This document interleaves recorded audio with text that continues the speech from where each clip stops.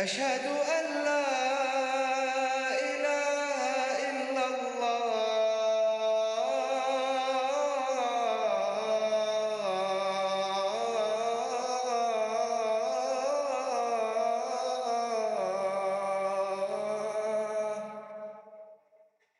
أشهد أن محمدًا رسول الله.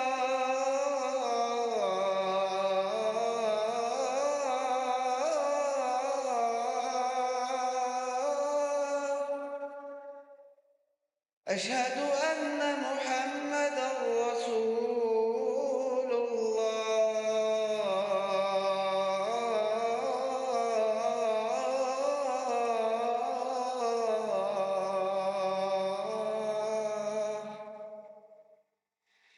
حي على الصلاة.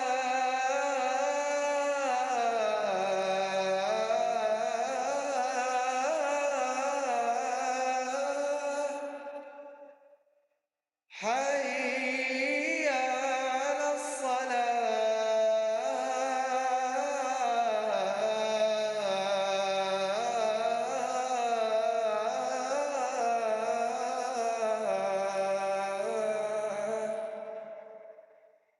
حي على الفلاح.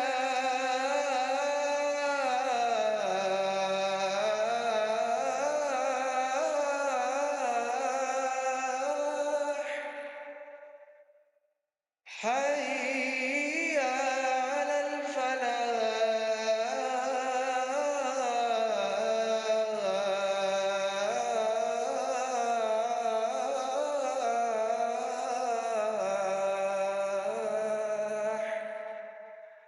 الله أكبر، الله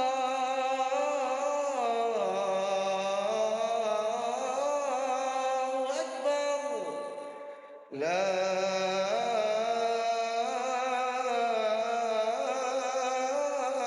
إله إلا الله.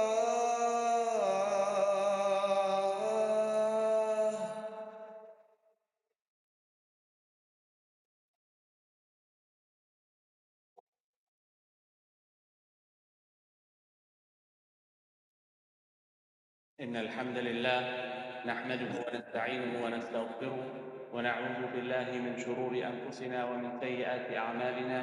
من يهده الله فلا مضل له ومن يضلل فلا هادي له، وأشهد أن لا إله إلا الله وحده لا شريك له، وأشهد أن محمدًا عبده ورسوله.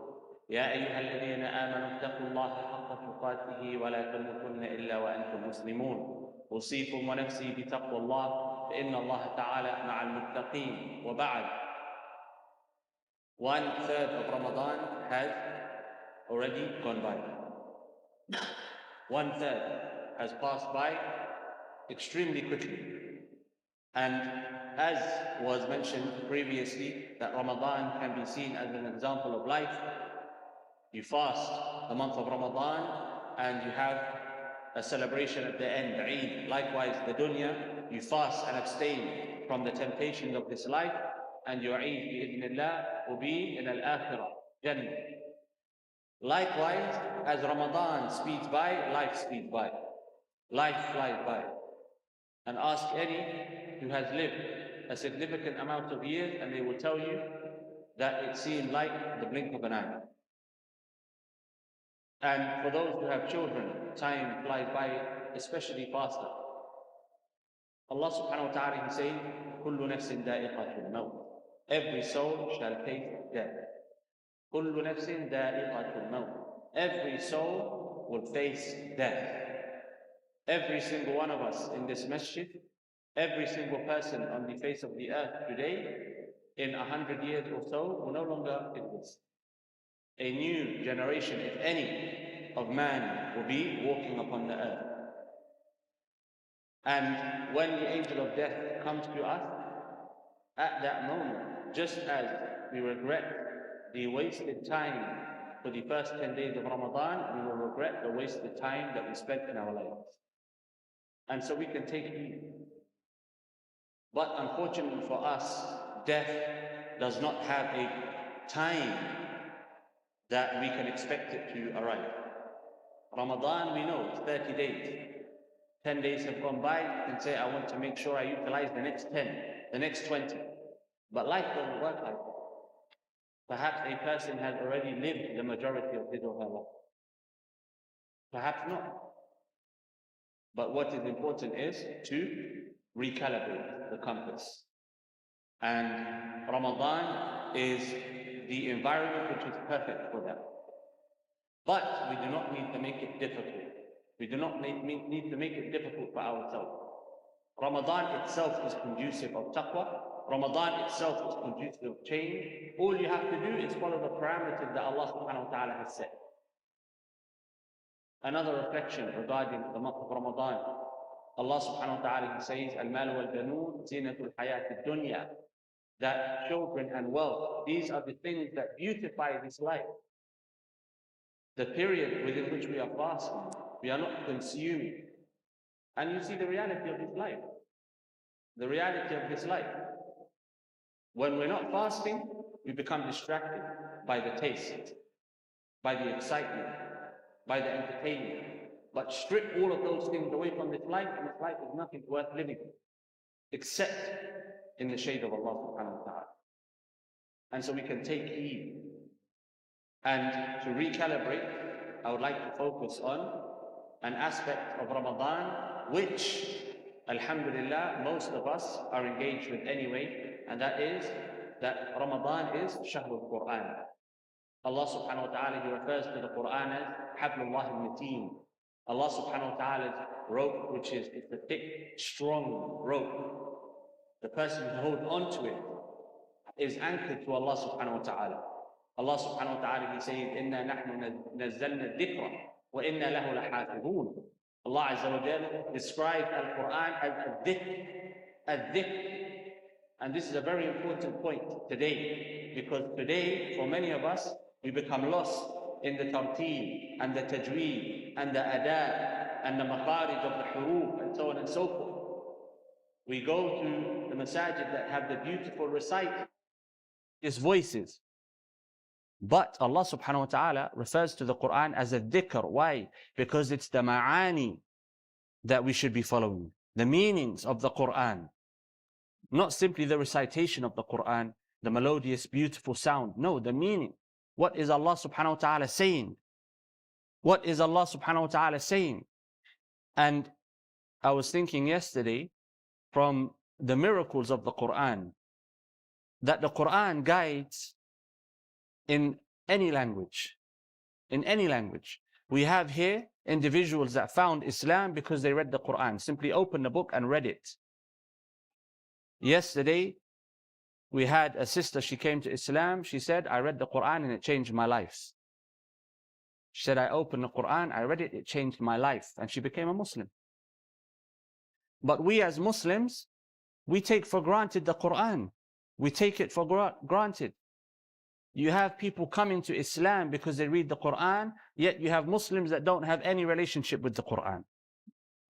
And the relationship with the Quran, I'm not speaking about reciting it beautifully. No, I'm speaking about reading it as a dhikr.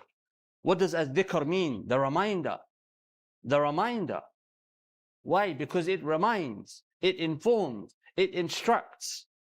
It will tell you where you are in life. It will tell you about the reality of yourself, of people around you, of the different nations that we see today.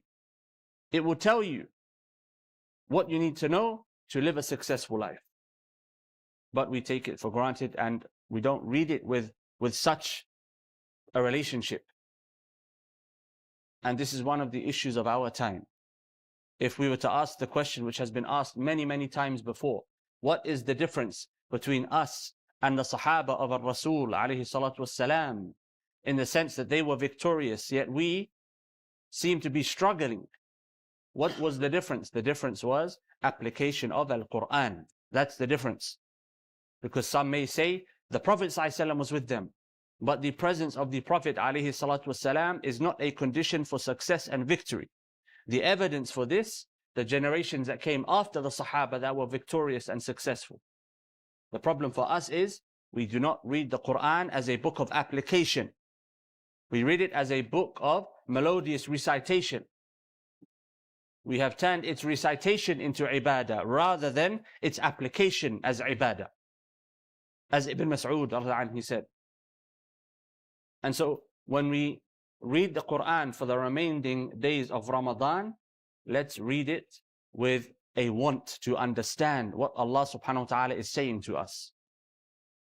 When Allah Azza wa Jal says, Ya ayyuhalladhina amanu, as I believe Ibn Abbas he said, know that Allah is saying, He's talking to you. Ya ayyuhalladhina amanu, it's a direct instruction to you. And there are many ayat. If we were to simply apply these ayat today, we would see the profound difference in our lives. The Prophet ﷺ, he informed us about the status of the people of the Quran, Ahlul Qur'ani, Ahlullahi wa khasatu, that the people of the Quran, they are the people of Allah subhanahu wa ta'ala and His chosen people, His selected people. And so I ask you a question, and of course answer it internally, not externally. The people of Allah subhanahu wa ta'ala, are they going to be the people that recite the Quran beautifully, but yet they do not apply it? Or are they the people that apply it in their lives, regardless of the beauty of their recitation or lack of beauty? It's the application. The Prophet ﷺ, he said, every harf is what? 10 hasanat. And he said, وَلَا أَقُولُ أَلِفْ لَا مِيمْ حَرْفٌ وَلَكِنْ أَلِفٌ حَرْفٌ وَلَامٌ حَرْفٌ وَمِيمٌ حَرْفٌ. Every letter is 10 hasanat. Alif is 10 hasana. Lam 10 hasana. Mim 10 hasana. A hadith which has been mentioned many times. Again, a question to be posed. Why? Why is there emphasis on the reward? To lead us to reflect. To lead us to apply. To lead us to change ourselves. There is a burden that comes with the Quran as well.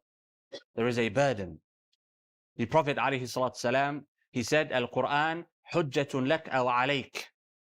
Al-Quran hujjatun lak aw alayk. He said the Quran is a burden against you or an evidence for you on Yawm al-Qiyamah. The Quran will stand on your side, or the Quran will stand in opposition to you on Yawm al-Qiyamah. Wal-'iyadu billah. And so every person can ask, will the Quran be my friend on Yawm al-Qiyamah, or will the Quran be my opposition?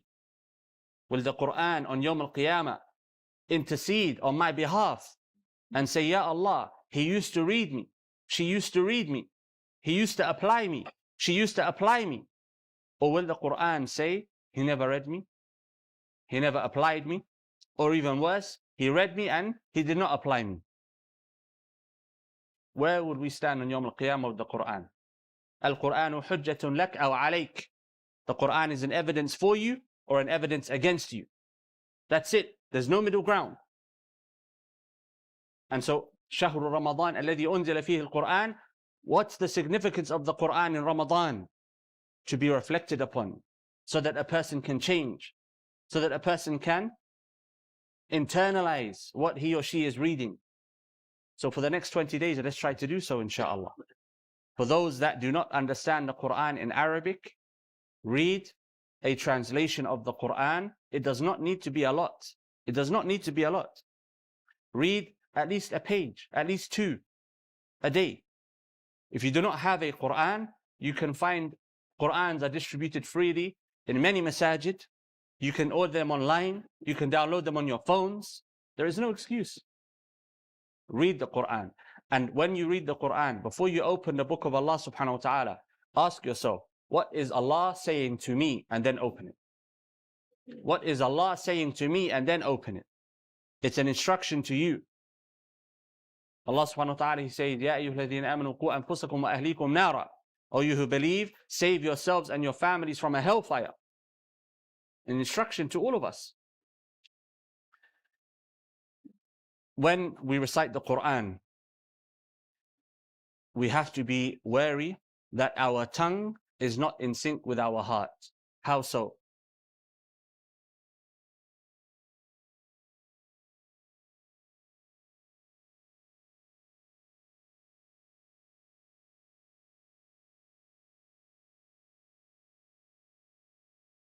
He is reading about al-Zalimin. He is reading about al-Zalimin. May the curse of Allah be upon al-Zalimin, and he himself is a zalim. He's reading about the sin of riba, and he himself is engaging in riba. He's reciting about zina, about fornication, and he himself is a fornicator. And so he's reading evidences against himself. We do not want to be this person. The Quran is a blessing, but it's also a burden. We have been given this blessing, with it comes the burden. The burden of, if we do not apply, then we will be held accountable on يوم القيامة. أقول قولي هذا واستغفر الله لي ولكم ولسائر المسلمين فاستغفروه إنه هو الغفور الرحيم.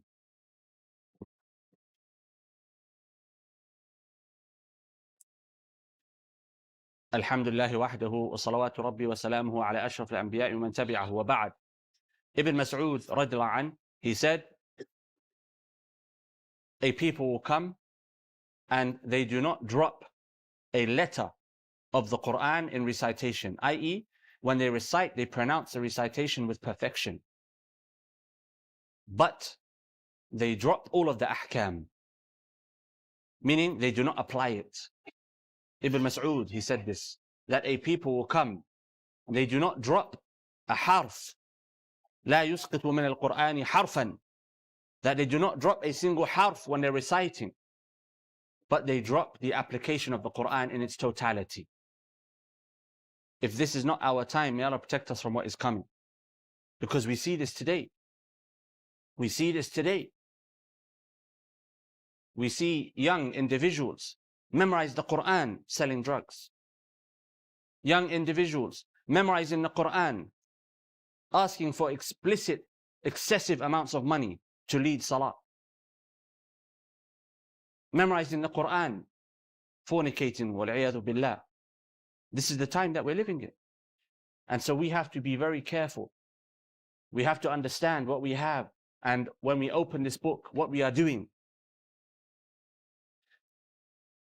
Imam al-Ghazali, rahimahullah ta'ala, in his Ihya, he says that the makharij, the ada, the tartil, the tajweed, i.e., all of the areas that we learn and practice when reciting the Quran that lead to the beautification of the recitation, they are there simply as a means and a medium of reflection and internalization. They are not goals to be sought out in and of themselves. A person should not seek to become a qari of the Quran simply because they want to recite the Quran beautifully. No, rather it should be because reciting the Quran correctly leads to the ability to reflect and internalize what Allah subhanahu wa ta'ala has said. And so with this, some of the etiquettes of reciting the Quran. Of course, the tartil. As we mentioned, the tartil. In saying what has been said, it does not mean that we neglect the tartil of the Quran. No, I should try my best to recite the Quran in a manner which is beautiful. And the beautification of the Quran is simply tajweed and makharij and tartil. There is no need for excessiveness when it comes to reciting the Quran. You listen to the best Quran reciters, those who have been given qabul on this earth, acceptance, and are sought after, that people like to listen to them. You see that their Quran recitation is simple. It's makharij, it's tartil, it's tajweed. It's not excessiveness and over the top reciting. That's not beautification. So the tartil is one thing. The second is the physical and the space-related etiquettes. When I recite the Quran, if I'm reciting from the mushaf, I should have my wudu. I should be in a state of tahara if I have the mushaf. If I'm reciting from memory, from hifz, it's recommended that I have my wudu. I have tahara. It's recommended that I face the qibla. And it's important that I'm aware of where I'm reciting. For example, I should not be reciting the Quran in a gym or in a washroom or in an area which is not befitting of the Quran, of revelation. the masjid, the home, things like this, no problem. When I'm walking, when I'm driving, perhaps on transport, if I'm not harming other people. And a person may say the Quran can harm others. If I am reciting the Quran loud and I'm causing discomfort to other people, this is not from the etiquettes of Islam. It's not from the etiquettes of Islam. And so if I'm going to recite in public, if I'm reciting quietly or I'm reciting and it's an empty bus, an empty train, no problem. But there should be no iz'aj, where I am harming other people, or I'm causing other people discomfort. This is not da'wah. The second is emotional interaction with the Quran, spiritual interaction with the Quran. And this requires understanding. If I'm reading about an ayah of Jannah, I ask Allah for Jannah. If I'm reading about an ayah of Nar, I ask Allah to protect me from the Nar. If I'm reading about the attributes of the mu'mineen, I ask Allah to make me from them. If I'm reading about the attributes of the munafiqeen, I ask Allah to protect me from them. When I'm reading about the story of Musa and Fir'aun, or the story of Ibrahim alayhi salam, or the story of Yusuf alayhi salam, I ponder, I try to reflect, I try to understand what is Allah subhanahu wa ta'ala informing me of here. What's the significance of this story? And so I'm engaged with the Quran. I'm not just reading it, I'm engaged with it. And if you were to open the book, the Quran, from the beginning until the end, and you ask Allah for Jannah every time you come across Jannah, you ask Allah for Nar, to protect you from the Nar every time you come across Nar, you ask for the qualities of the believers, and you seek refuge from the qualities of the disbelievers and the hypocrites, how much dua are you going to be making? You're going to have a heart which is alive. You are going to be having a heart which is alive, fluctuating with Iman throughout the Quran. That itself will lead to guidance, bi'idhnillah. The final etiquette, just because of the lack of time, to keep it brief, which has been mentioned throughout, understanding the Quran, which requires the Arabic language. And it is a point that has been mentioned many times from the minbar. And again, I will say it. Learning the Arabic language should be considered an integral part to Islam. Why? If your father wrote you a letter, or your mother wrote you a letter in a language that you did not understand, you will seek a way to understand it. If someone you love wrote you a letter in a language that you did not understand, you would seek a way to understand it. Allah subhanahu wa ta'ala has sent revelation, a letter, in the Arabic language. And so we should try and struggle and strive to understand what Allah subhanahu wa ta'ala, Rabbul Alameen, is saying to us. Our Prophet alayhi salatu salam spoke the Arabic language. And so we should struggle and strive to be able to speak or at least understand the language spoken by our Prophet alayhi salatu salam. When you do not understand Arabic, you are relying upon a middleman. You are relying upon a middleman. You have to go to someone else, whether it's their work or whether it's an individual, to understand what Allah or His Prophet ﷺ has said or is saying. When you learn the Arabic language, you can go directly to the source. For our children, teaching them the Arabic language. When we leave this life, many of us, we think about houses and cars and homes and wealth. But if you leave them with access to the Quran, you've left them with the best thing that they can possibly have. You've left them with access to revelation.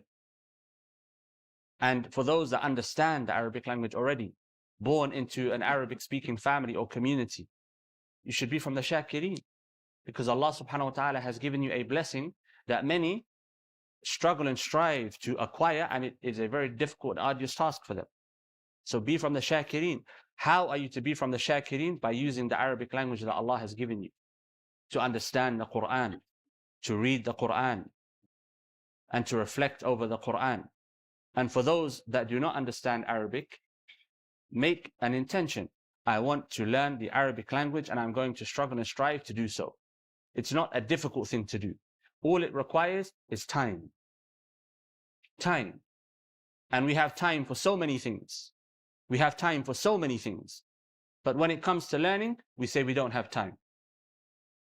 Open your phone today and look at your screen time and look at how much time you've spent on things that you don't have to spend. And say to yourself, I could have allocated that time to learning. Now you can download apps. You can watch YouTube series. You can play games that teach you languages. There is no excuse. And so make the intention to learn the language of Al-Quran.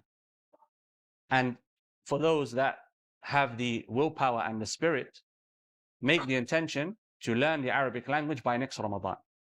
And say to yourself, next Ramadan, when I come to pray Taraweeh, I'm going to understand what Allah subhanahu wa ta'ala is saying to me.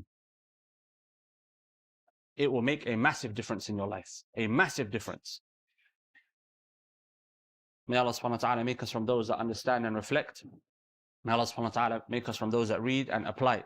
اللهم صل على محمد وعلى آل محمد كما صليت على إبراهيم وعلى آل إبراهيم إنك حميد مجيد وارض اللهم عن أبي بكر وعن عمر وعن عثمان وعن علي وعن سائر الصحابة أجمعين. اللهم تب علينا واعف عنا إنك أنت العفو الكريم.